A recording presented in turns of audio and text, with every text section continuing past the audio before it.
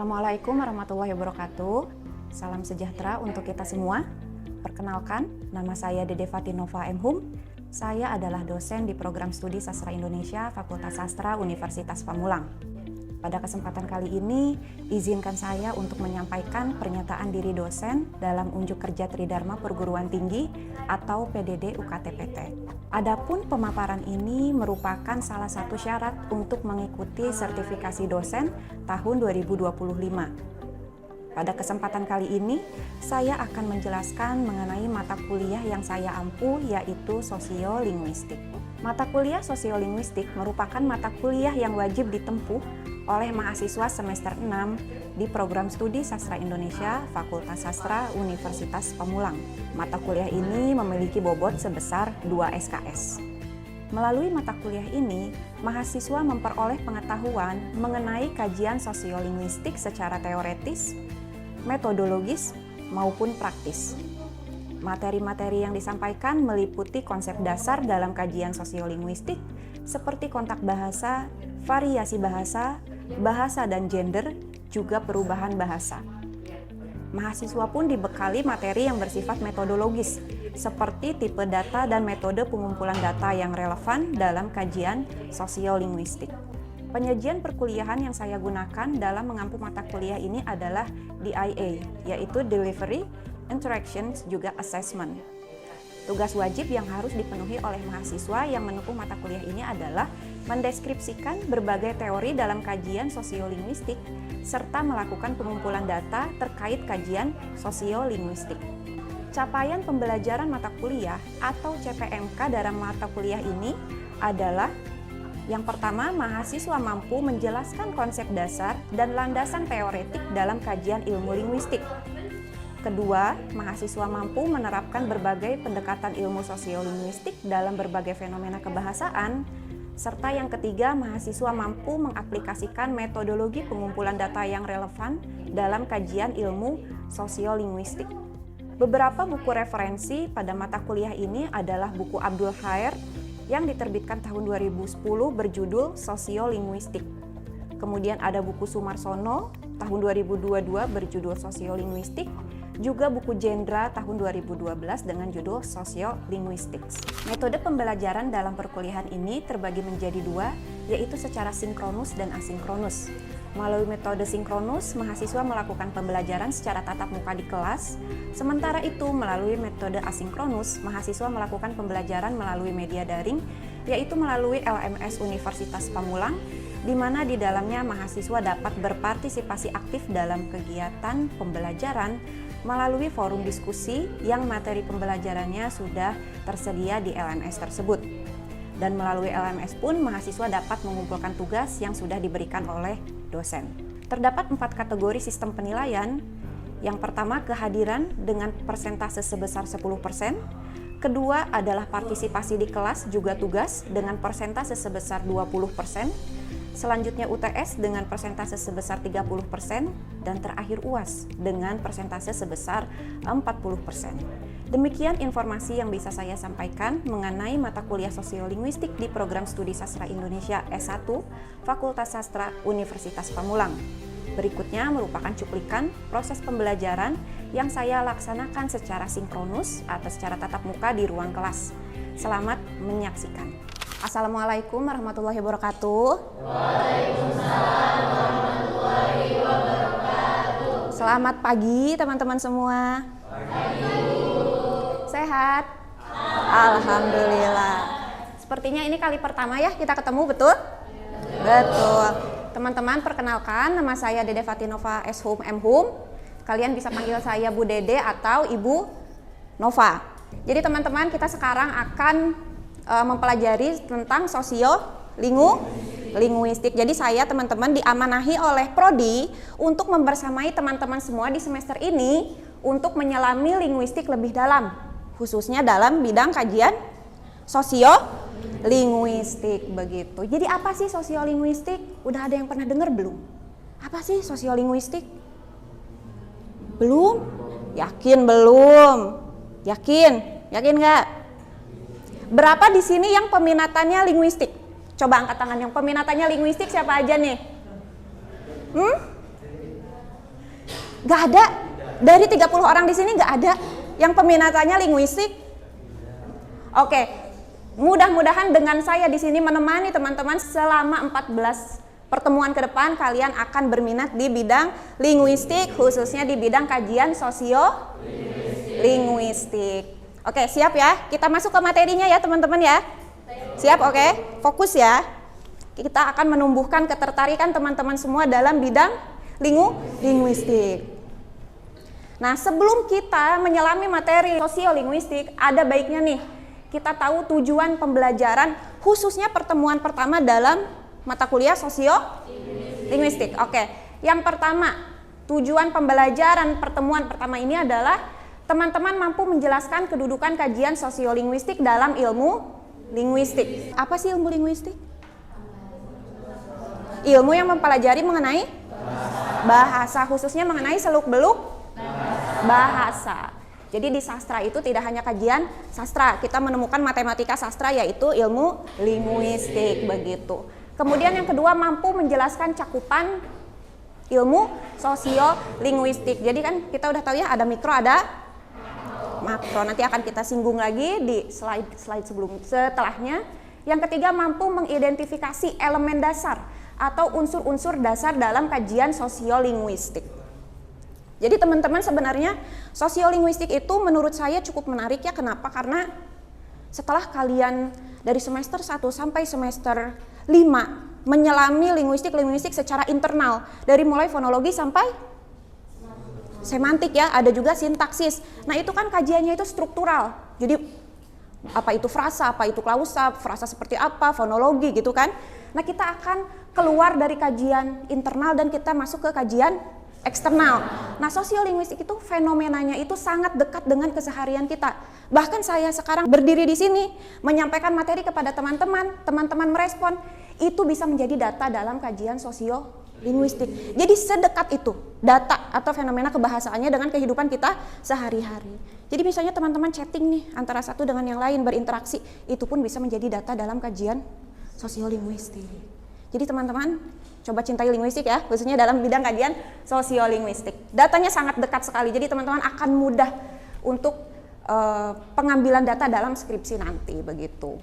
Selanjutnya ada proses pembelajaran dari pertemuan satu kita. Yang pertama itu ada menyimak, artinya saya memaparkan materi untuk teman-teman semua. Yang kedua ada diskusi, nanti kita ada tanya jawab.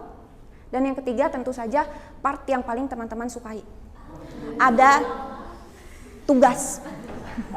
Karena kuliah tidak lengkap tanpa adanya tugas. Ngapain kuliah kalau nggak ada tugas? Tidak menantang ya teman-teman semua begitu. Tapi teman-teman, sebenarnya seluruh proses pembelajaran sosiolinguistik kita ini tidak hanya menyimak diskusi dan tugas. Ada presentasi, ada project base. Jadi teman-teman nanti tugas akhirnya itu adalah membuat mini project tentang penelitian sosiolinguistik. Jadi di situ teman-teman saya lihat bagaimana teman-teman bisa mengidentifikasi fenomena kebahasaan sesuai dengan kajian sosiolinguistik. Karena dalam kajian sosiolinguistik itu banyak kajian yang bisa teman-teman gali. Nanti kita akan lihat di slide setelahnya. Selanjutnya, nah tugasnya untuk pertemuan satu ini adalah tugas tertulis. Jadi masih pemanasan lah ya, untuk pertemuan satu ini tugasnya masih tertulis, gampang lah. Nah, referensinya di sini, ini buku utama ya yang kita gunakan untuk pertemuan satu dan pertemuan-pertemuan setelahnya. Ini buku utamanya, buku masternya. Ada buku HR, tentu linguistik ini tidak lengkap tanpa bukunya HR dan Agustina, judulnya sosiolinguistik. Kemudian ada bukunya Sumarsono dengan judul sosiolinguistik. Kemudian ada bukunya Herc, judulnya What is Sociolinguistics. Kemudian bukunya Holmes, An Introduction to Sociolinguistics. Kemudian bukunya Jendra, judulnya Sociolinguistics, The Study of Societies, Languages. Kemudian ada buku saya teman-teman semua, buku karya saya dan Pak Yasir Mubarok ya, dosen di sini sosiolinguistik. Teman-teman juga bisa menjadikan ini sebagai buku referensi. Tapi yang paling utama adalah itu. Nah, buku saya ini bisa teman-teman dapatkan di Si Oren ya, Si Oren sana di e-commerce. Si Oren ya. Saya tidak jualan begitu teman-teman semua. Ini buku utamanya, tapi teman-teman bisa mengembangkan referensi sesuai dengan peminatan teman-teman semua. Karena buku sosiolinguistik itu sangat banyak, khususnya di barat ya, karena kan linguistik itu alirannya dari barat begitu teman-teman. Nah, ini referensinya, tapi buku wajib yang harus teman-teman punya adalah buku HR dan buku Sumarsono, karena ini adalah buku yang sangat mudah untuk difahami oleh teman-teman semua begitu. Nah, untuk pertemuan pertama kita akan mempelajari 3 hal, yaitu sosiolinguistik dalam kajian linguistik, cakupan kajian sosiolinguistik, dan unsur-unsur dalam kajian sosiolinguistik. Ini paling basic, ini untuk memanaskan teman-teman semua, ini yang pertama. Selanjutnya, linguistik. Tadi teman-teman sudah singgung ya, apa itu linguistik? Linguistik adalah ilmu tentang bahasa, khususnya tentang seluk-beluk bahasa. Bagaimana kita menyelami bahasa lebih dalam, tidak hanya sekedar subjek dan predikat dan objek yang sudah teman-teman ketahui di tingkat sebelumnya ya, di SMA seperti itu. Nah, linguistik ada 2 teman-teman, ada mikrolinguistik dan ada makrolinguistik. Oke, coba kita lihat ya, kita ulas kembali ingatan teman-teman semua. Oke, Adinda Haironisa, ada? Ya Bu, saya. Oke, apa sih Dinda mikrolinguistik itu? Mikrolinguistik itu yang saya tahu dia itu unsur terkecil dalam linguistik atau unsur internalnya. Ada yang saya pelajari itu fonologi, morfologi, sintaksis. Baru itu yang saya pelajari dan semantik. Oke, makasih Dinda. Jadi teman-teman memang benar mikrolinguistik ini adalah unsur terdalam dalam linguistik, atau kita bisa mengenalnya dengan sistem linguistik. Nah, jika kita berbicara tentang sistem linguistik, maka yang kita singgung adalah mikrolinguistik. Jadi sistemnya sistem internal. Jadi kita melihat bahasa itu sebagai bahasa, jati dirinya bahasa. Begitu, itulah internal dari bahasa, atau kita istilahkan mikrolinguistik, unsur terkecil. Oke, Lutfi, apa sih kemudian makrolinguistik? Jadi Bu, makrolinguistik itu adalah cabang ilmu linguistik yang mempelajari bahasa tuh dalam konteks yang lebih luas. Kan kalau misal mikrolinguistik itu internal. Kalau makrolinguistik tuh dia tuh mempelajarinya eksternal. Kalau yang saya tahu makrolinguistik itu mempelajari tentang sosiolinguistik, antropolinguistik, psikolinguistik, dan yang lainnya. Oke, jadi benar ya teman-teman, makrolinguistik itu adalah bagian dari linguistik yang keluar dari sistem internal bahasa. Jadi makro itu kita berkaitan dengan eksternal, atau pembelajaran linguistiknya itu bersifat hybrid. Ada 2, ilmu linguistik dan di luar linguistik. Makanya kemarin teman-teman menyelami mikro, sekarang kita akan menyelami makronya seperti itu. Nah, apa saja sih dalam unsur mikro? Tadi sudah disinggung ya oleh Dinda, ada fonologi, morfologi, sintak, dan semantik. Masih ingatkah sintaksis tentang apa? Pembentukan kalimat, ada frasa, ada klausa, ada kalimat itu sendiri. Kemudian makro, kita lihat makro itu ada psikolinguistik, ada sosiolinguistik, antropolinguistik, dan lain sebagainya. Jadi makro itu luas sekali teman-teman. Ada agrolinguistik, itu juga masuk ke makro. Pokoknya ilmu di luar linguistik yang digabungkan dengan linguistik itu sifatnya makrolinguistik. Nah, kemudian apa sih sosiolinguistik itu secara terminologi? Sosiolinguistik adalah kajian tentang bahasa yang dikaitkan dengan masyarakat. Jadi kita tidak hanya fokus ke bahasanya, tapi kita juga fokus ke masyarakatnya. Bahasanya aja udah pusing ya, ditambah dengan masyarakatnya seperti apa, tapi itu akan sangat menantang sekali. Nah, kita lihat di sini sosiolinguistik itu adalah kajian bahasa secara eksternal yang tidak cukup dikaji dengan satu kajian saja. Jadi di sosiolinguistik tidak hanya internal saja, saya tekankan lagi, tapi juga ada unsur lain, yaitu ditambah dengan berkaitan dengan penggunaan bahasa tapi di luar ilmu kebahasaan. Nah, kita lihat lagi. Nah, sosiolinguistik adalah gabungan antara sosiologi dan linguistik. Psikolinguistik gabungan antara psikologi dan linguistik. Kemudian ada juga neurolinguistik, adalah gabungan neurologi dan linguistik. Tapi biasanya untuk neurolinguistik ini adalah diperuntukkan untuk yang sudah expert, karena kita bekerja sama dengan Dr. Syaraf biasanya untuk neurolinguistik. Jadi untuk teman-teman yang masih sarjana biasanya kajiannya ramah di sosiolinguistik atau di psikolinguistik. Itu lebih mudah untuk kita jamah seperti itu. Objek kajiannya apa kira-kira teman-teman? Sosiolinguistik, bahasa. Jadi jangan lupakan jati diri linguistik, yaitu ada di bahasa. Nah, tapi bahasanya tadi tidak hanya didekati sebagai unsur internal. Jadi ketika sosiolinguistik teman-teman harus menguasai unsur internalnya, kemudian kita kaitkan dengan unsur eksternal. Jadi internalnya teman-teman harus paham begitu. Kemudian dalam sosiolinguistik pun kita melihat bahasa itu sebagai sarana komunikasi. Jadi internalnya kita tahu, tapi kita juga melihat kenapa sih masyarakat tuh menggunakan bahasa tuh seperti itu. Kenapa sih kamu bahasanya A sedangkan saya bahasanya B. Nah itu tuh kita tuh harus tahu. Itulah yang digali dalam sosiolinguistik. Nah beberapa aspek utama yang menjadi kajian dalam sosiolinguistik. Yang pertama ada variasi bahasa. Bahasa itu bervariasi nggak teman-teman? Saya berbicara bahasa Sunda dengan teman-teman, apakah teman-teman akan mengerti yang saya ucapkan? Tidak, maka dari itu kita butuh adanya pengalihan bahasa karena identitas sosial kita yang berbeda. Itulah yang menyebabkan salah satu faktor bahasa itu bisa bervariasi. Kemudian ada bahasa dan identitas sosial.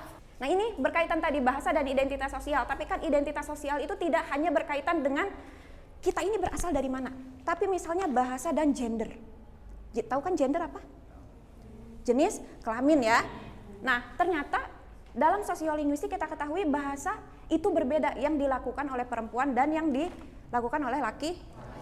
Bahasa perempuan umumnya fiturnya kayak gimana?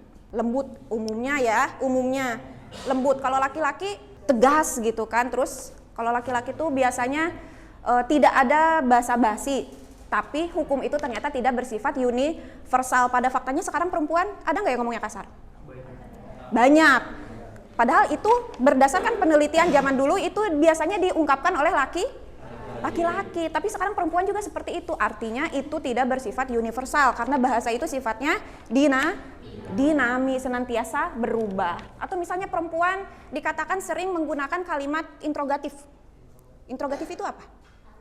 Kalimat tanya, dan itu dikatakan efeknya itu melemahkan bahasa. Kata laki seorang linguis di tahun 80-an, tapi ternyata semua itu terbantahkan dengan adanya dinamika berbahasa yang berbeda. Nah ini akan kita bahas di bagian bahasa dan gender. Kemudian ada perubahan bahasa. Nah ini dekat banget dengan kita sehari-hari. Bahasa itu senantiasa berubah. Sadar gak? Apa? Perubahan bahasa kayak gimana di kehidupan kita sehari-hari? Sangat banyak di media sosial. Misalnya ada kata santuy. Santuy itu dari kata apa? Santai. Tapi berubah jadi? Berarti apanya yang berubah? Nah itu adalah fonemnya. Nah bisa kita kaji dari fonologi. Nah itulah yang dimaksud kita melibatkan unsur internal dalam kajian sosiolinguistik. Nah itu teh adalah perubahan bahasa teman-teman. Jadi kita tuh lihat kok kenapa sih masyarakat teh sekarang teh pakainya emang sedih dibanding menjadi sedih gitu.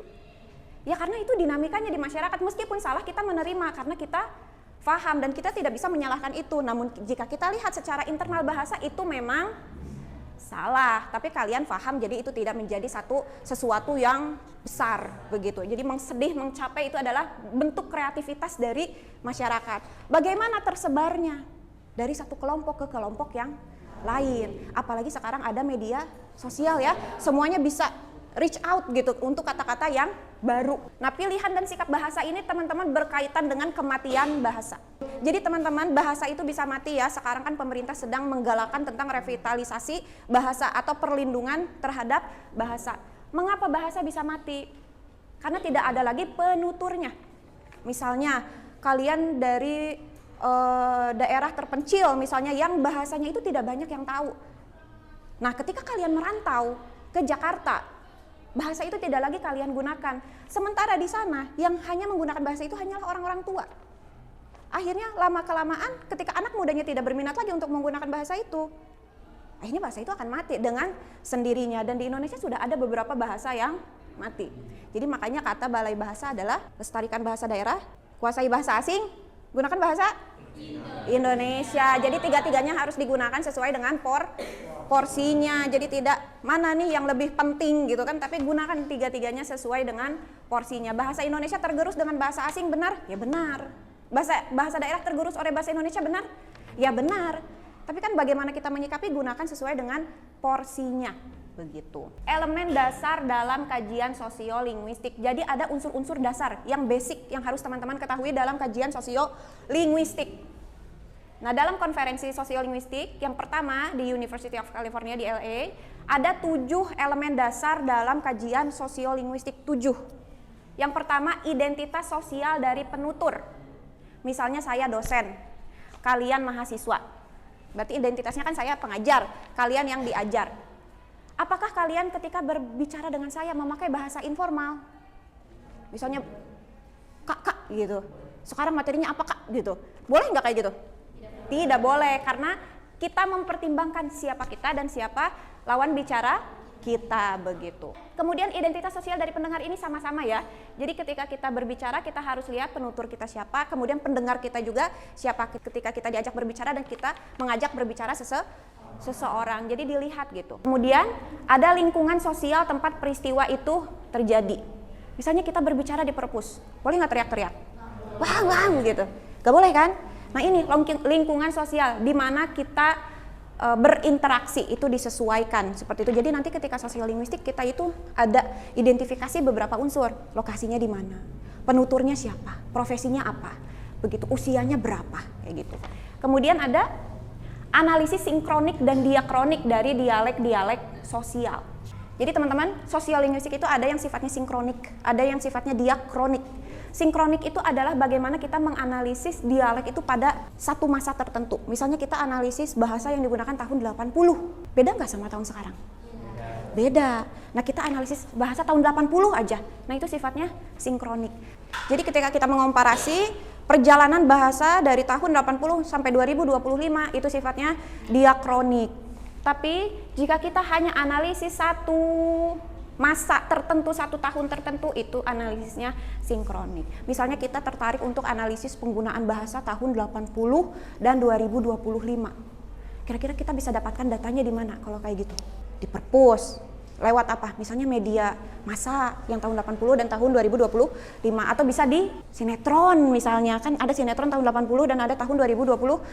Itu kan penggunaan bahasanya berbeda. Tapi jika kita bandingkan, itu menjadi diakronik, tapi kita fokus pada satu masa, itu menjadi sinkronik. Tapi tentu kita tadi fokus ya ke unsur internalnya juga masyarakatnya.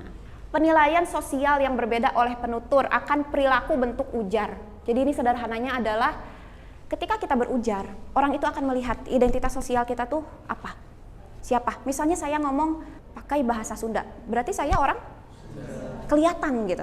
Oh ini bahasanya Sunda, berarti dia orang Sunda. Kalau enggak ada yang ngomong bahasa Jawa, kita bisa langsung tahu nih, oh dia orang Jawa. Jadi identitas sosial kita itu akan terrefleksi dari ujaran yang kita lakukan, seperti itu. Kemudian ada variasi dan ragam linguistik. Ini tadi ya terkait dengan variasi bahasa. Jadi bahasa itu bervariasi tergantung konteksnya, itu kita bertutur itu di kondisi yang seperti apa. Misalnya kita berbicara dengan petani dan berbicara dengan akademisi, apakah akan berbeda? Beda. Nah itu variasi dan ragam linguistik. Jadi kita perlu menyesuaikan dengan siapa kita berbicara. Jangan sampai kita berbicara dengan petani tapi pakai terminologi yang tinggi. Orang paham nggak? Enggak. Makanya komunikasi itu harus mempertimbangkan dia paham dan kita paham. Jadi jangan selalu menggunakan istilah-istilah yang tinggi, tergantung kita di mana dan kepada siapa kita bertutur. Penerapan praktis dalam penelitian sosiolinguistik. Nah, ada nih teman-teman, penerapan praktisnya. Apa sih manfaat praktis dari sosiolinguistik? Kalau di buku Indonesia yang formal ya, pronomina itu ada apa aja? Saya, ya kan? Kamu misalnya kan? Tapi kan di masyarakatnya nggak cuma saya dan kamu, ada apa lagi? Aku, ini lo gua bisa ya, lo gua, aku kamu. Tapi itu tuh di buku tuh tidak dijelaskan seperti itu. Nah, sosiolinguistik melihat bagaimana sih sebenarnya dinamika di masyarakat. Pronomina itu digunakannya seperti apa? Apakah selalu saya dan kamu gitu? Apakah ada aku juga? Ada, ternyata kan di masyarakat ada ente juga, ada gua, ada segala rupa ya, bahkan sekarang ada I gitu kan, pakai bahasa Inggris ya, udah mulai bercampur gitu. Nah itulah sosiolinguistik. Atau secara historis kita lihat, mengapa bahasa Melayu dijadikan sebagai lingua franca di Indonesia? Adakah yang masih ingat mengapa bahasa Melayu, kita kan dari bahasa Melayu ya teman-teman ya, kenapa dijadikan lingua franca? Tahu kan lingua franca? Lingua franca adalah bahasa pengantar ya, yang dipakai di perdagangan dan lain sebagainya. Iya, jadi kenapa digunakannya bahasa Melayu? Itu karena bahasa Melayu itu mudah. Sunda kan ada undak usuk ya, ada neda, ada tuang, ada dahar, ada lolodok, segala rupa kan, itu tuh menyusahkan, tidak ramah gitu untuk orang-orang di luar suku Sunda. Kalau Melayu kan aku saya, nggak ada undak usuk. Misalnya saya ngomong ke orang lebih tua, makan ya makan. Maka digunakanlah bahasa Melayu sebagai bahasa pengantar yang mana itu sudah banyak difahami oleh orang-orang pada zaman itu. Nah, itulah penerapan dari sosiolinguistik teman-teman semua. Oke, sampai di sini teman-teman. Apakah ada yang ingin bertanya? Di sini saya mau bertanya mengenai tentang sosiolinguistik yang sudah Ibu jelaskan. Ada nggak sih Bu perbedaan antara sosiobahasa dengan sosiolinguistik itu sendiri? Oke, terima kasih pertanyaannya. Memang ini konsepnya overlapping teman-teman ya. Ada sosiologi bahasa, ada sosiolinguistik. Di beberapa literatur dijelaskan bahwa sebenarnya keduanya itu berbeda, penekanannya beda. Kalau sosiologi bahasa itu di sosiologinya masuk ke bahasa. Kalau sosiolinguistik bahasanya baru masuk ke masyarakatnya. Jadi sosiologi masyarakatnya dulu berangkat ke bahasa, sosiolinguistik bahasanya dulu masuk ke masyarakat.